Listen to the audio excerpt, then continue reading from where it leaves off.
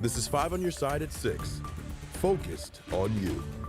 First tonight, the excessive heat. Temperatures hit 100 today, but the humidity made it feel like 120 in some areas. Thank you for being with us. I'm Ann Allred. And I'm Mike Bush. There's just no relief from these dangerous temperatures. It's another weather alert day, so let's get right to Chief Meteorologist Scott Connell. And Scott, we know St. Louis is no stranger to triple-digit heat, but aren't we hitting record territory now? You know, the number of days now that we've had a dew point measured at some point during the day on an official observation at 80 or higher in St. Louis is up to 3. That hasn't happened since 1946 when we began with the actual observations, you know, for those dew point temperatures every hour. So that's pretty substantial. That's what's pushing those heat index values so high.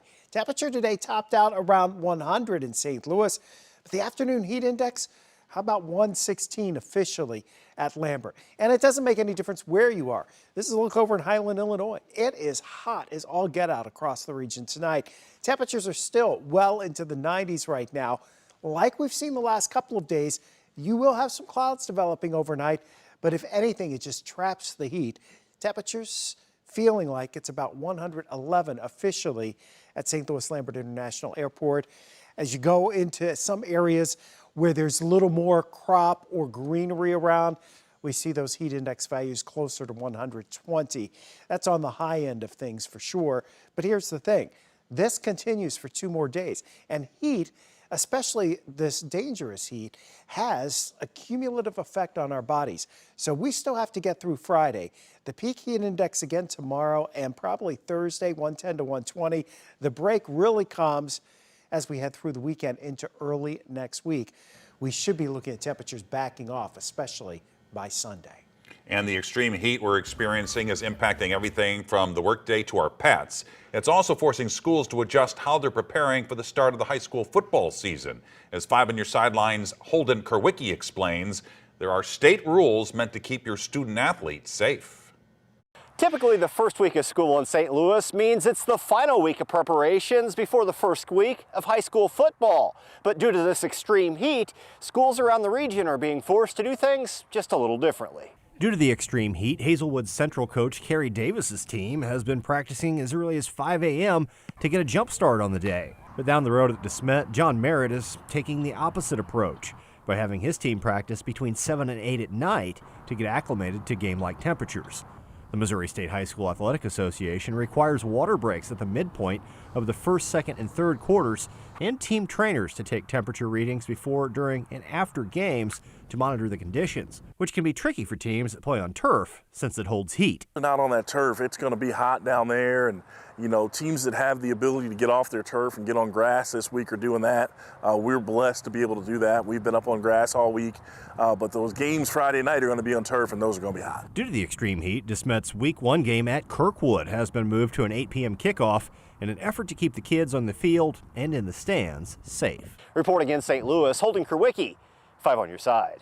Granite City High School is switching to remote learning for the rest of the week due to the heat. The school is upgrading its HVAC system, and the superintendent says the old system that's still in place cannot handle these extreme temperatures. Students will return to in-person learning on Monday. And for more information on cooling centers and how to stay safe in these dangerous temperatures, just text the word HEAT to 314-425-5355, and we'll send a link to your phone.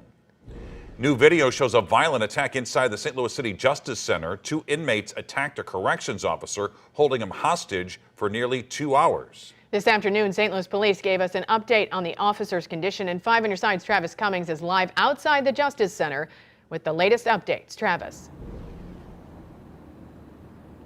And Mike, police say the 73-year-old man who was attacked by a group of men inside the Justice Center this morning is doing better. Meanwhile, the oversight group that's responsible for taking complaints about what happens inside the Justice Center says this only adds to the long list of questions they've already had about operations. What you saw today, we're not surprised of. That's the feeling of the Detention Center Oversight Board in St. Louis after a hectic hostage situation led to police and SWAT swarming the Justice Center downtown early Tuesday. Just after 6 o'clock, as the facility prepared to serve breakfast, officials say 2 inmates attacked a corrections officer and held him against his will. Five on Your Side received video from the inside that shows the moment the two men assaulted the 73-year-old unarmed guard. A source close to the investigation tells us they were demanding, quote, hot food. The manner in which it started was just a normal operation. Inmates doing inmate things. It started with just two. Nearly 2 hours later, the 73-year-old officer can be seen rolled out on a stretcher into an ambulance. Reverend Daryl Gray with the Oversight Board says there's nothing normal about that, especially since the group was created after inmates rioted back in 2021, breaking windows and setting fires. That's on top of complaints from inmates and their families the board received recently. We made it very clear in the almost 18 months that we've existed that there are problems in the Justice Center. In the process, this group feels left in the dark. You're not allowing the Oversight Board, who's responsible for giving oversight, an opportunity to come in, and you're saying that you won't allow us in because we haven't received the proper training. But the grand jury can come in with no training. All the people can come in with no training. Police say that training is underway. For now, they're taking their time with this investigation. All we're asking for you is to be transparent. Yeah, and the Oversight Board does want to meet with the Commissioner of Corrections, who, by the way, noted that they do have a good plan in place for how inmates receive meals. They receive 3 meals per day, and they said that they're working on nutritious, healthy foods for their inmates.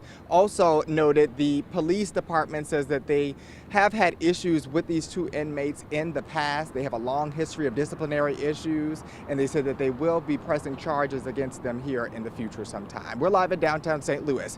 Travis Cummings, 5 on Your Side. St. Louis Mayor Tashara Jones wants city leaders to pass new gun laws. She called on the Board of Aldermen to take action during a roundtable discussion today with gun violence survivors. 5 on Your Side's Diamond Palmer was there and joins us. Diamond. And the mayor said she supports several new gun laws that would take certain types of weapons off the streets of St. Louis. Today, she listened to gun violence survivors like Erica Jones, who lost her daughter 8 years ago this month. A chance to be listened to. That's why Erica Jones was at Tuesday's roundtable discussion with city leaders, gun violence advocates, and survivors. She's now raising her grandson after her daughter was gunned down in 2015. He has to go to a burial site to see his mother. She can't answer him back. That's the worst feeling. I don't imagine it. You know, when people say, I can't imagine, don't. Tuesday, she was joined by Mayor Tashara Jones, who has also been affected by gun violence recently when a child killed himself in Berkeley.